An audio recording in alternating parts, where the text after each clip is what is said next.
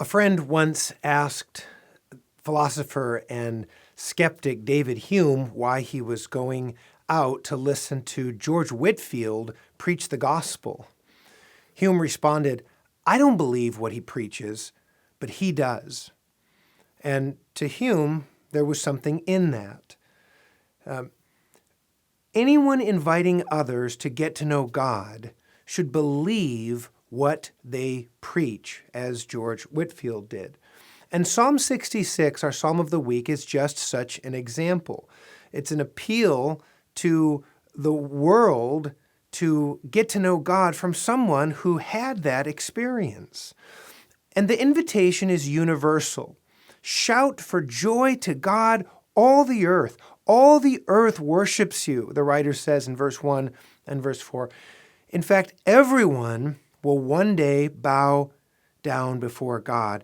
Verse 3 says, even his enemies come cringing to him in defeat. But we don't have to come to God like that. We should come to God in sincere humility, firm trust, and loving obedience. We are humbled by reflecting on God's past mighty deeds, as the psalmist does in the first main argument in the psalm for people to come to God. He gives these examples. Only God could stop the Red Sea and the Jordan River so that the entire nation of Israel could pass through on foot, verse 6. You see, unwise people exalt themselves, verse 7 says. Thoughtful people remember God's past rescue efforts and rejoice in his strength. In fact, wise people rejoice in God's strength even when his strength causes pain. God sometimes severely tests his people. The writer recalls Israel's trial in Egypt. They were entrapped and enslaved, verse 11 says. They were abused, according to verse 12. They went through fire. Solomon, in 1 Kings 8, verse 51, called Egypt the iron furnace. But God saw them through. He refined them through that furnace. He kept our soul among the living, verse 9, and brought us out to a place of abundance. See, the God who humbles his loved ones always blesses. And therefore, those who are humbled ought to praise the Lord, knowing that this is part of God's plan to bring them to himself. The writer now makes his invitation more personal. Listen to what God has done for me, he says in the closing verses of the psalm. During his own trials, the writer promised to serve God with loyal obedience if given the opportunity.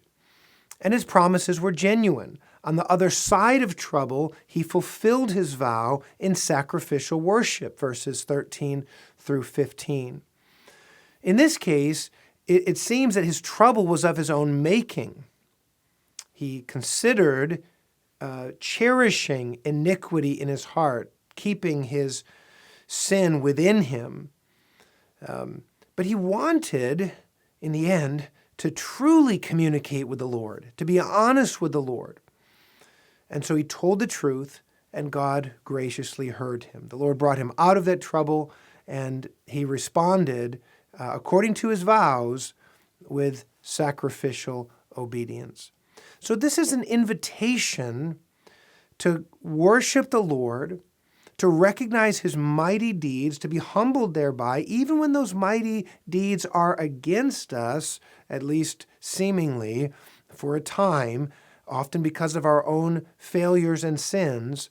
And this is an invitation that we can trust, because one who experienced the joys and trials of following God wholeheartedly calls us to join him in blessing God. Let's listen to this invitation in Psalm 66. To the choir master, a song, a psalm. Shout for joy to God, all the earth. Sing the glory of his name. Give to him glorious praise. Say to God, how awesome are your deeds! So great is your power that your enemies come cringing to you. All the earth worships you and sings praise to you. They sing praises to your name, Selah. Come and see what God has done. He is awesome in his deeds toward the children of men. He turned the sea into dry land. They passed through the river on foot. There did we rejoice in him, who rules by his might forever, whose eyes keep watch on the nations. Let not the rebellious exalt themselves, Selah.